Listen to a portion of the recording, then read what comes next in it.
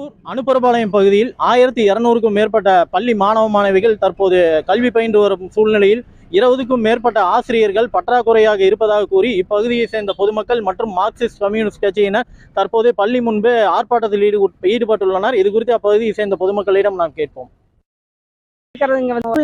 போதிய ஆசிரியர்கள் இல்லை, அதனாலதான் குழந்தைங்க இந்த மாதிரி இருக்குது அப்படின்னு சொல்லியிருக்கிறாங்க.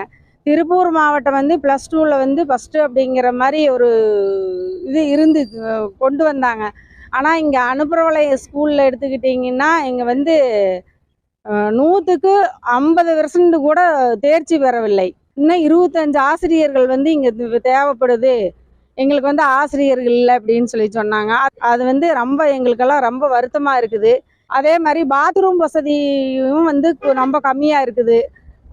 பெண்கள் இவ்வளவு குழந்தைய படிக்கிற இடத்துல பாத்ரூம் வசதி இன்னும் அதிகப்படுத்தணும் அப்படிங்கிறத நாங்கள் கேட்டுக்கிறோம்.